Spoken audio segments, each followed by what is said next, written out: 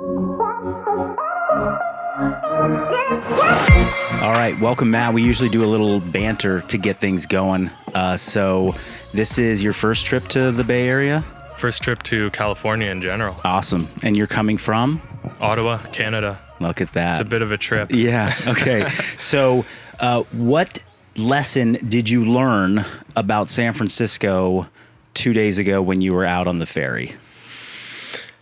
The weather changes extremely rapidly, really fast. Yeah, it was crazy windy. Give us the story. What was happening? Well, we were on the ferry to Alcatraz, and it was like sunny outside, and then so we get on the ferry, go up to the top deck, I guess. Yeah. And within 10 minutes, it's like our lips are rattling in the wind and our hair's flowing all over the place and getting splashed and stuff. So the weather was pretty wild there, but the trip to Alcatraz was gorgeous either way. And I think that kind of provided a little bit of like an eerie vibe too, because it was the evening. Yes. So yeah, I don't know if you've ever been to Alcatraz. I have several times. Yeah. It's well, not every local cool. has been. It's a very good trip to make.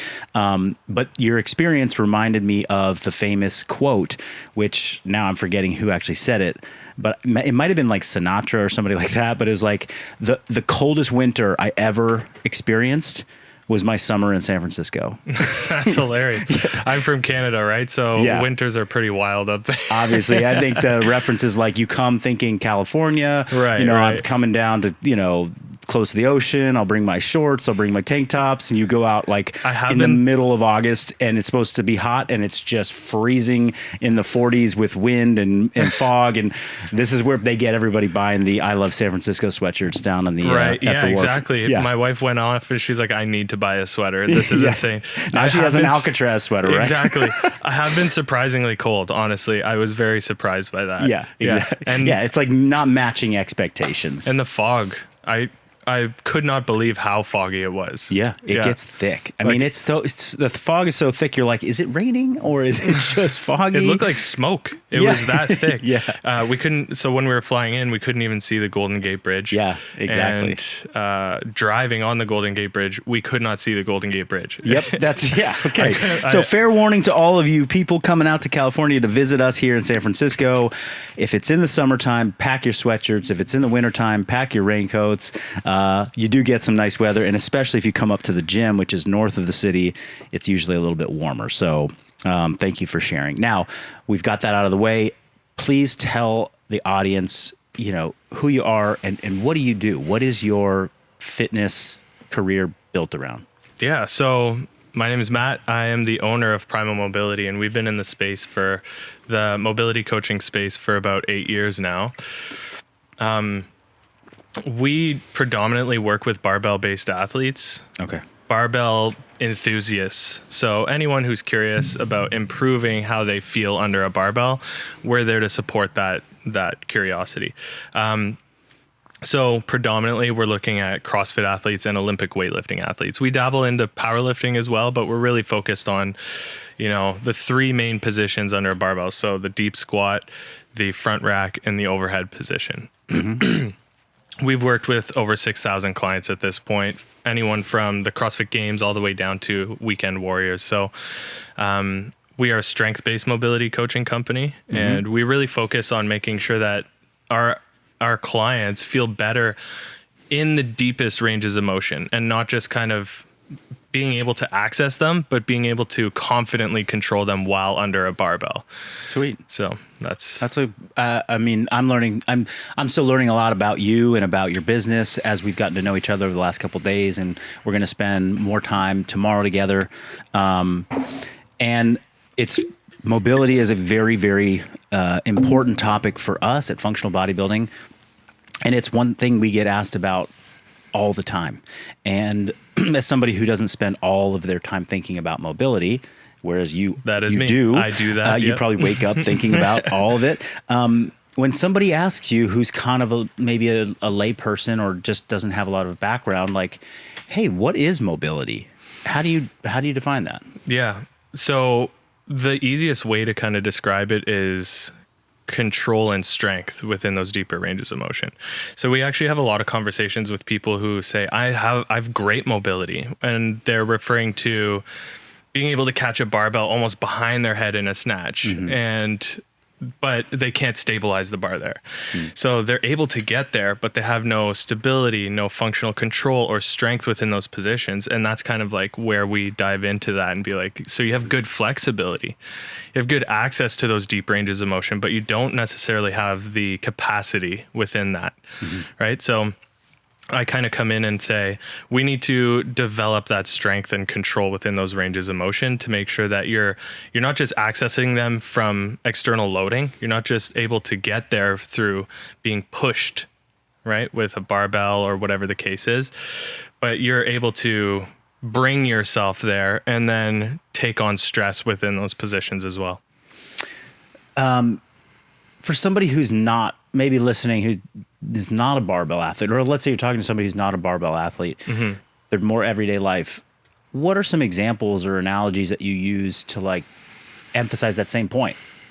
Yeah. So like an analogy that I use often is like, if you're out, let's say, I don't know how relevant this is going to be to people outside of Canada, but if you're out in the winter and it's like icy outside and you slip on the ice and one leg goes one way, one leg goes the other way, naturally you're going to fall into a deep split position. And if you don't have good control or access to those ranges of motion, you're going to basically, your nervous system's going to freak out and you're going to potentially injure yourself, right?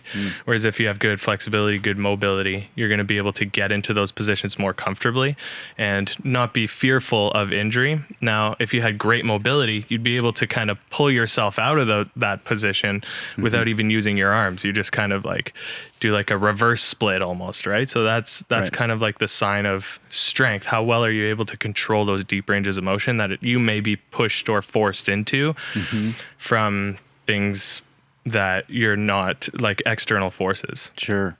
Now I'm trying to think about like my parents or like an aging population. And I don't want to put a decade on it because someone's gonna be like, don't call me old. I'm not aging. I'm on, like if I say 50s, like if somebody in their 50s who's aging, they'd be like, I'm not aging.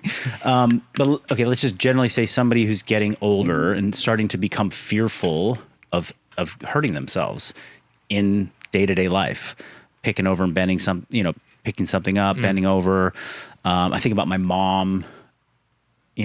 She had a rotator cuff injury like a couple of years ago. And yeah, there was probably a lot of things underlying that before it happened. But like the event was like reaching back in the back seat to help out the kids. Oh yeah. Okay. And then something that was the triggering event that sort of sent her into this pain spiral. So, do you have like, I imagine you encounter people that are in that group. And do you talk about it any different way, or is there, specific examples that tend to like really resonate with that group for you? I know I just named a couple, but are there others that you have? Like specific injuries, you mean? Or yeah, or like specific cases. Like you hear people say like, hey, I'm just really nervous about this thing because I'm, I'm older, so I'm nervous about that. Yeah, well, we talk to a lot of people who are either just kind of getting introduced to the gym or there are even people who have been in the gym for a long period of time, but maybe have gone through years of bad habits with their movements and stuff like that. I think that as they approach getting into loaded positions that are generally compromised in some way, so sometimes spinal flexion, anything of like rounding your back, right? Or knees over toes. These are all things that have been demonized over the years in the industry and can cause some fear for some people and some injuries within those spaces, within those positions, those are generally things that we see a lot of. And then of course, those that are not so often in the gym space, you actually hear a lot of things about like reaching into the back seat. Yeah. That's one of the more common ways that people seem to injure themselves, generally a back injury, but yeah, like that's also a common one, or bending down to pick something up, or like grandparents picking up their grandchildren and stuff like that too. Yeah. And then also like the incidental falls that happen at progressive ages too. That's, are people falling and then having an impact that creates the injury, or are they just falling into ranges of motion that they're not strong in, or it's usually a combination of both? But correct. Yeah, exactly. It's a bit of both, I would say. I mean, as you get older, impact injuries, like you don't, your bones are more brittle. Like you're gonna injure yourself from that impact a little bit more easily. But I think as we're getting older, I think it's kind of a combination of the two for sure. Yeah, it was really okay. So this is a good lead in, I think, to the next kind of point that you mentioned. You said to me yesterday, or we exchanged kind of thoughts on this in our training session. But yeah, I'll get people that come in to starting training, and they're starting a functional bodybuilding program, or we've had a lot of friends, family members that have sort of kind of come to join our community workouts, and they're nervous for a number of reasons. Right. Am I going to be out of shape? Is this going to be so hard? Am I going to throw up? But I think there's also that underlying fear, like, I don't know if I've not lifted weights in a long time, or ever maybe. And I've seen in these positions I'm afraid of these positions, or I've heard some of these things might be bad for you. Talk about this concept of, like, are there bad positions that people are getting into in the gym? Are there ones that are like, you should never do that thing? And do you subscribe to that as a coach, as a company, or do you have a different perspective? So that's actually one of the fundamental principles of like how we coach and what we subscribe to mentally as we're approaching somebody who is dealing with discomfort in certain positions, or who is fearful in general of movement in some way. One of our principles is spend more time in the positions you wish to improve, as well as, well, we'll dive into that, I suppose. That could be separate for sure, but it kind of ties into it. As well as there are no dangerous positions, just lack of preparedness.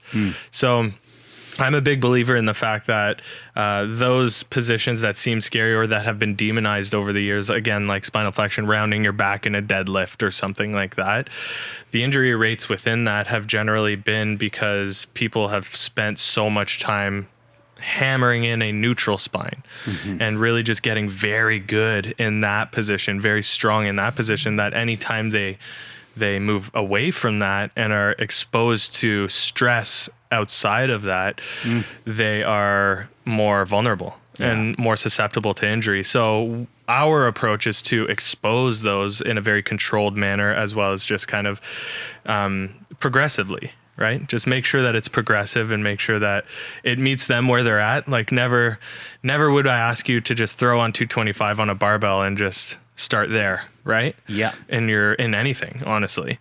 Yeah. So never would we do that in these generally compromised positions. So we look to find these positions that are creating fear and expose you to them. It's almost like, we expose you to them so that you can learn that they aren't dangerous. It's just that you have been weak there. So the more you get into them, the more your nervous system will start to catch on that there's no danger here. The fear doesn't need to be present. Yep. And then that's when people start to get a little bit more comfortable with starting to load up and starting to engage more of their muscles in those positions more effectively. And then ultimately they become more resilient and less fearful and less painful within those positions too. Yeah. It's like when somebody comes in and they're afraid of exercise, I think I've had a big shift as a coach over the years, where I probably used to be like, no, you don't need to be you don't need to be scared of it, right? Like trying to like encourage them or accelerate that thought process. And I can think about it like now as a parent, in the way that we're parenting, it's like when a kid cries, the last thing I want to do is tell them, like, you're not sad, like, stop crying, like, you don't need to be, like, they're having a real feeling, and it's right.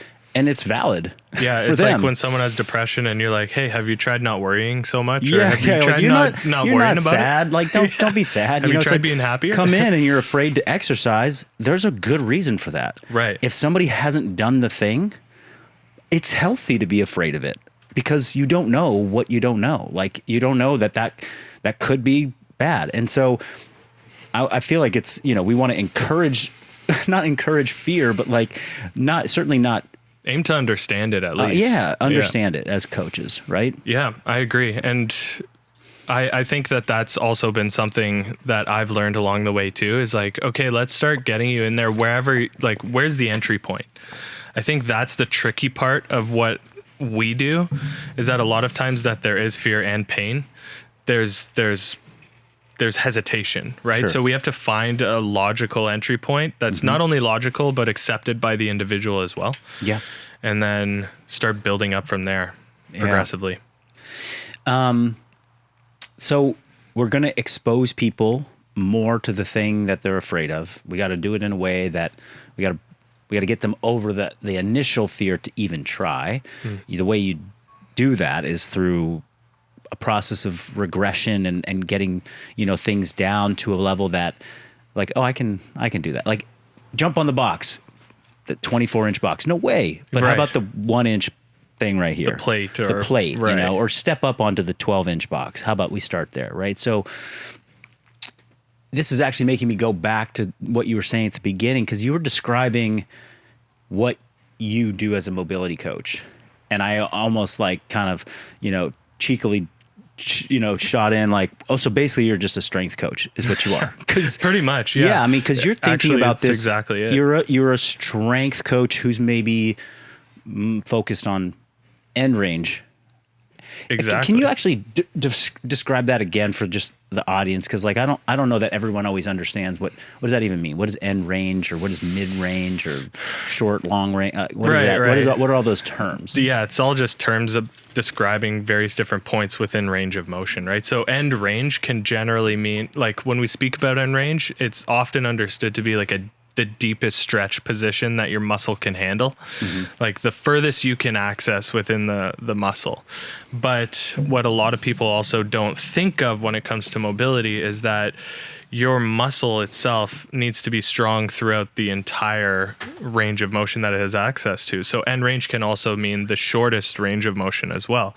So if you're looking at a bicep curl, for example, all the way at the bottom, you're going to have the bicep at the most lengthened state. And then all the way at the top of the curl, the bicep's going to be at the most shortened state. So the way we approach these things is to develop strength within both of those capacities in the end range, because that's traditionally where people are their weakest, and where a lot of people will start to compensate for movements because they don't have the good control or the good strength within those positions. So that's when you'll see people at the bottom of a squat trying to stand up out of it and, doing what we call like a stripper squat, where the hips will shoot up first, and then they'll do like a bit of a good morning where they kind of lower back the entire barbell up because they weren't able to maybe hold on to the end range of ankle dorsiflexion. Right. So, I mean, I don't want to bring in too much biomechanics jargon so that it's not confusing, but. This is a perfect opportunity to say we can talk about this with biomechanics and, kind of textbook language, or we could be really simple about it and really just remind people that mobility can be simple. Right. So holding on to deep ankle dorsiflexion within the bottom of the squat means just letting your knee stay over your toes for as long as you can, kind of thing, right? Yeah. Like simplifying the language like that. But I think that that's an important distinction, or at least kind of a perspective for people to hold on to, is that we're not only just stretching or lengthening in the mobility process. We're really focused on control as a whole and developing that relationship with the deeper end ranges. So we also need to consider the short range, right? So not just stretching out the hip flexors, but also getting stronger with the hip and deep flexion as well. And I think that like people being introduced to that idea could be a bit eye-opening, and like, oh, that could help my hip feel a lot better if I'm approaching it in multiple different ways and not just stretching the area that feels tight.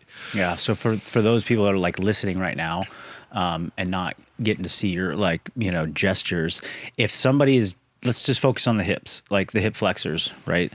So what's a classic way people mobilize hip extension that you see people doing?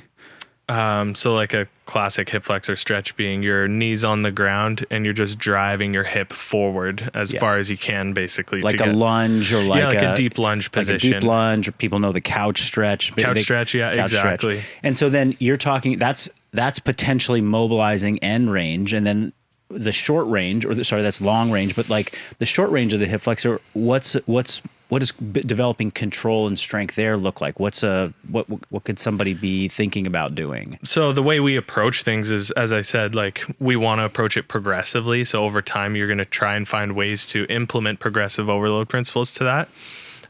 But to just talk about the movement itself, like if you're just sitting there and pulling your knee up to your chest. Yeah. So sitting on your desk, at your desk right now, just lifting your thigh as high as you can, holding it there, or even just going through reps. Like, just doing those things more often is going to help you build more strength and control within that. Yeah. Right. So again, that's again how you're like, okay, because I want that point to be driven home that like mobility, we're defining mobility in this, chat right now, this 30-minute chat.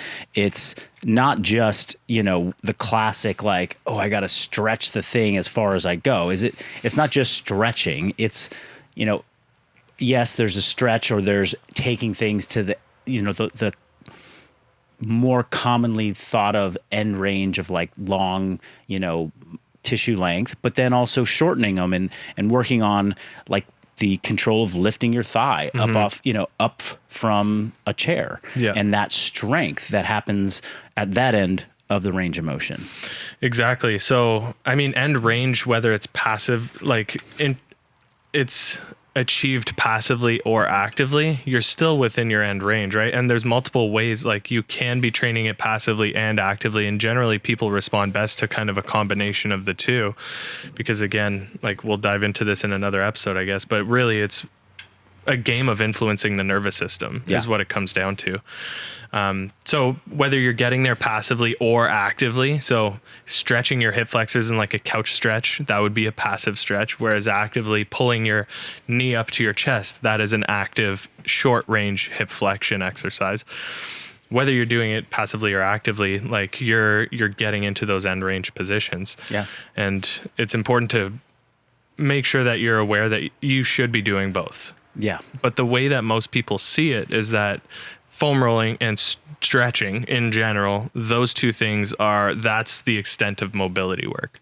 And do you even categorize that as mobility work, or is that's like an ingredient within the recipe? Yeah. Yeah. So if it serves the purpose of helping develop strength in end ranges, then it serves exactly. You sprinkle it in. Like usually in our programs, we have passive work. We are a strength-based company, so we focus a lot on active work to make sure that people feel like they have good control of those deep ranges. Yeah. But we have passive work, and we generally start our workouts there. It's like, let's start getting your nervous system ready to understand that we want to use those ranges of motion. Yeah. Open them up a little bit, and then let's start working within them, like putting in serious work, more intensity. Cool.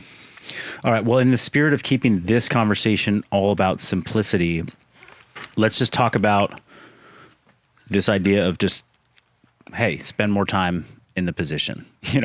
Give us the, give somebody who's like, comes to you and like, hey, I've got these 20 different drills that I do, and I do all this activation, I do all this stuff, I'm trying to improve my squat. And then you ask the question, how often do you bend in the bottom of your squat? And they're like, I don't know, I do 30 reps of squats twice a week. That 1 second at the bottom of each rep. Yeah. Yeah. So again, that's like what I was saying earlier. That's one of our principles. And the reason I say that's one of our principles, we have like 10 main principles that, because we also have a certification course that we educate coaches through. And we have 10 main principles to really kind of track and keep as a perspective to make sure that you're easily simplifying the process, because if you let it can be overly complicated and become complex relatively quickly. But I think that if you're just, and I was saying earlier that it's really a game of influencing the nervous system. Your nervous system adapts to the stimulus that it's placed under. Yeah. So if you rarely spend time in the deep squat position, your nervous system doesn't realize or recognize that position is anything you care about or that will be challenged. Yeah. So it will never adapt to it. So if you want to improve that deep squat position, we need to address the fact that the nervous system needs to get comfortable there. And the way to do that is to spend more time in that position. So the most simple thing you can do if you want to improve your deep squat position is to spend more time down there. So when somebody comes to us and they're very new and that is one of their goals, or it's at least kind of a component of the goal, like maybe they're struggling with knee pain in the deep squat, or they just want to improve their deep squat, then we'll generally get them spending 5-ish minutes accumulated throughout the day to start there. And that'll be like the daily protocol. Yeah. Okay. Let's start with 5 minutes per day. That, like, we won't apply progressive overload to start. Let's just start introducing that position more often and see how your body responds. And then over time, as we start to see changes, then we can start implementing more intensity and stimulus throughout that. But yeah, spending more time in the positions. On the squat specifically, how much do you use like stability or ways that people can like, do you allow people to assist themselves into these positions? Or are you like, hey, we're pretty we're raw with this, like you just go down to the bottom of the squat and you can't hold on to anything and just stay down there as long as you can? Yeah, so that would generally be more like maybe a few weeks in. Okay. Right? So it's, as I was saying earlier, like it's really about finding a logical entry point and meeting the people where they're at. Because if you just throw somebody who really has a restricted deep squat position and you're like, no support whatsoever, you need to get down there, they're going to compensate to find a way to get into the deepest squat position. But if we just get them sitting deeper, letting, if we elevate their heels, so whether they have weightlifting shoes or just sitting on a standing on a platform of some sort, they're going to get more knee flexion. They're going to get more hip flexion and internal rotation. They're probably going to expose a little bit more ankle dorsiflexion even just because it's more comfortable down there for a longer period of time. So if we use support and meet them where they're at, they're able to challenge their joints more appropriately, and they're actually going to get more out of it than if we're like, no, this is the ideal position that we're trying to improve. You can't support it in any way. It's going to progress slower. That's what we found anyways. It progresses slower if you just kind of try to, if you don't kind of coax it naturally, you know what I mean? Yeah. I have a final question to you before we get to that. What you just said reminded me of something I wanted to share earlier, and it was sort of like an anecdote, my personal experience around this like idea that like there's a one way to do it this way. This is the best position possible. You talked earlier about like many injuries or many issues that people run into when it comes to resistance training or just training in general, is that they've been told there's an optimal position, and they've optimized for it for so long, and then the moment they deviate from it, that's where they become vulnerable. And this was like my CrossFit experience and my competitive experience in like a nutshell, was that I was so married to a certain position, mostly in squatting and in hinging, because we do so much of it, that I was just like, I adopted this like almost like rod like back position, and also a very, very programmed hip angle when I would get into some of these positions that I never deviated from. And it was almost like I had built in like kind of my own bracing system that would tolerate a lot of stress.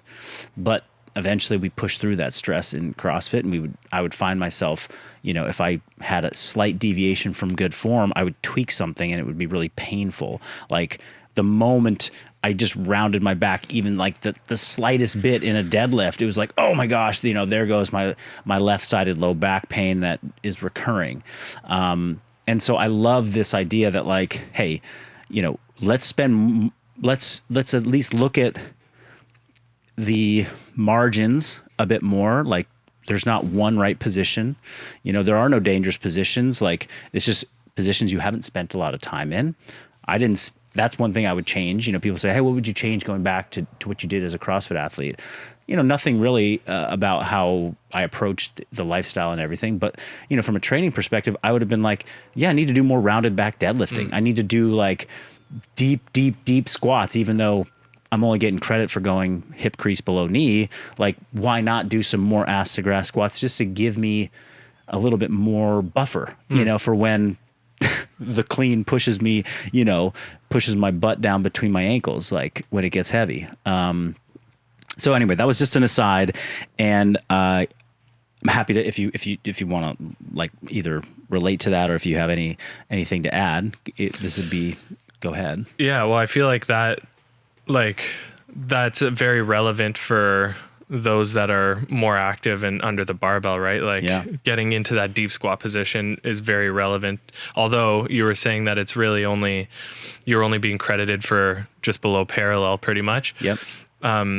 For those that are just like, if we're trying to carry this over into the everyday life, which a lot of us, we want to train to be better at everyday life. Sure. Right? So, you know, when you're bending down to pick something up off of the ground, if you're not training those ranges of motion, eventually they start to become less lubricated and less like they feel like they're less lubricated. They feel like they're more restricted. And then that ends up causing you to avoid them a little bit more. And then over time, that kind of cycle begins. And then that's when your joints stop offering you those deeper ranges of motion. You can't access them the same way because there was some kind of cycle that happened in the past that forced you to stop doing that, whether it was pain, whether it was just kind of like your lifestyle. So if you work at a desk, you're seated in that same position for hours and hours and hours for decades potentially. Yeah.